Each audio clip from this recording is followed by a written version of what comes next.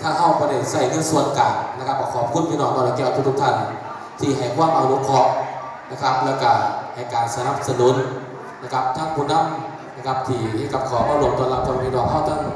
ต่อไปก็เป็นพิธีการทางศาสนานะครับหลังจากเสร็จพิธีการทางศาสนาแล้วก็รับประทานอาหารรวมกันแล้วก็บ้านในที่เตรียมทองสารพันยาไว้นะครับอาจจะได้กองแถวนะครับต่อไปหน้าพิธีการ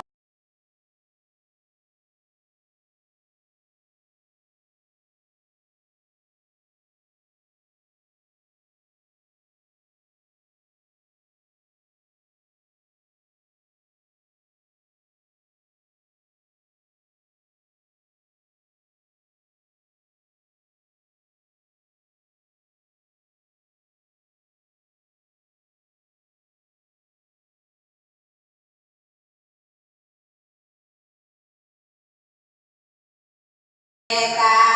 สานุภาเวนะสัพพะสุทธาอุปัฏฐาวาอันตรายาดานาสันตุ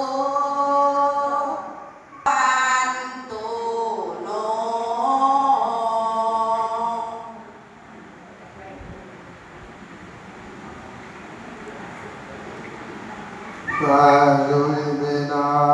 สกาเลนาสังโฆตังอาภิปุมามิสันตุมายังพันเตวิสุงวิสุงรัตนาภายาปัญจสิรานิยาจามาตัวเกียงปีมายังพันเตวิสุงวิสุงรัตนาภาปัญจสิรานิยาจามามายังพันเตวิสุงวิสุงรัตนาภายาอิตานินานะโมตัสสะภะคะวะโตอะระหะโตสัมมาสัมพุทธัสสะ นะโมตัสสะภะคะวะโตอะระหะโตสัมมาสัมพุทธัสสะ อาติปาตาเวระมณีสิกขาปะทังสมาธิยามิ ปานาติปาตาเวรมณีสิกขาปะทังสมาธิยามิ ทิเลนะสุขติงยันติสีเลนะโภคะสัมปทา สาธุ สีเลนะนิพุติงยันติตัสสมาสีรังวิโสทะเย เอามาตัดสาธุนะโมตัสสะภะคะวะโตอะระหะโตสัมมาสัมพุทธัสสะนะโมตัสสะภะคะวะโตอะระหะโตสัมมาสัมพุทธัสสะนะโมตัสสะภะคะวะโตอะระหะโตตุมายังพันเตอิเมหิอุปาอุปาภะมายังอัมหากังรัตนตยัสสะบูชาอาสาวะสมพุทธเลิศข้าพระเจ้าทั้งหลายขอบูชาพระรัตนตรัยด้วยทุกทุตินังวัตเมธานังจตุปัญญายังอาสาวะขยาวหังสุโขโหตุ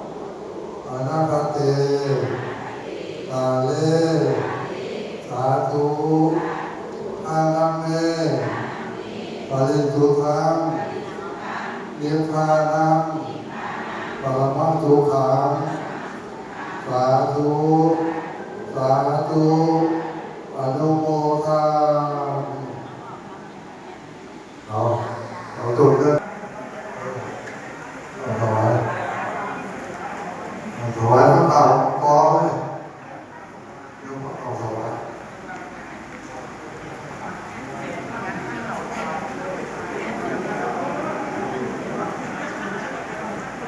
บอก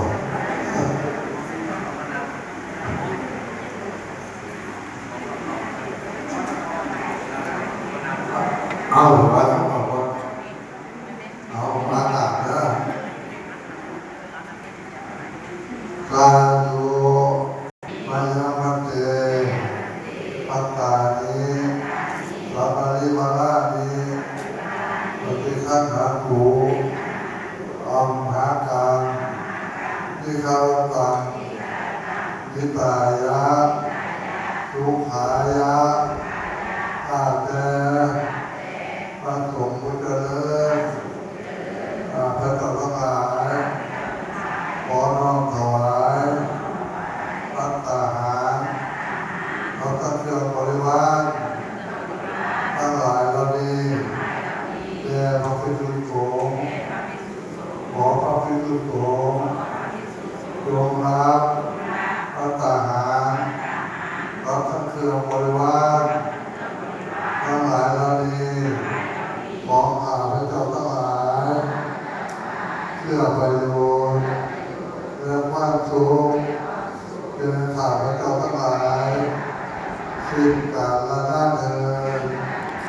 สาธุสาธุสาธุ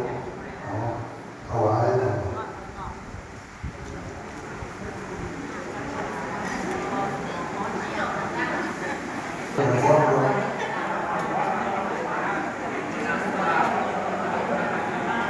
เราพบกายเยนวาจาวเจตตาโอเทปุกามังปะคะคังเมตยังโอโตปฏิทังมันโตอัตตายปังขวังคะเอสัมมาริโกภะโหเตอาเยวาจาวเจตสาธัมเมปุกัมมังปะคะคังเมตยังธัมโมปฏิคันมันโตอัตตายปังขวังคะเอสัมมาริโกภะธัมเมกายเยวาจาวเจตสาธัมเมปุกัมมังปะคะคังเมตยังธัมโมปฏิคันมันโตอัตตายปังขวังคะเอสัมมาริโกภะธัมเม วาริวหาปุลาปริปุเรนติสาคารังเอวเมวัตติโตทินังเปตานังอุปกปปติอิจิตังปนะระโสยะถามณีโชติระโสยะถาวิวาชันตุสัตตาระโยสุขีวิติขายุโกภาวะอภิวาทนาสิริสานิจังวุฒาปัจจาคิโนจาระพันตุโนกาสังกาตุนจะวิริเกสุเมโมนาโทปัจเจกพุทโธจะสังโฆนาโทตาโลเมื่อมันเตโสตมาดุภาเวนะมาโลกาสังพันตุมา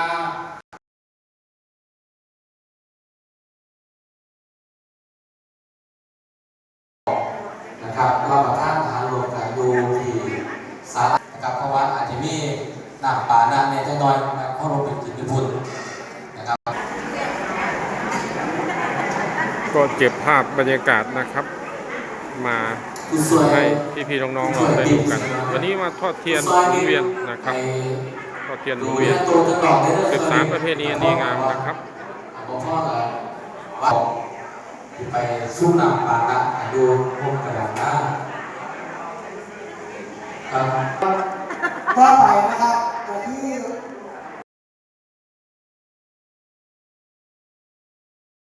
เขา ขอบคุณมาก บรร ครับ ทัด ผม นะค แล้ รั ว บ เจอ ได้ กันใหม่คลิปหน้า 2,790 ขอบคุณมาก งานคุณทรัพย์ เจอกันที่หน้าสวัส 2,590 ดีครับ บ้านนาคอ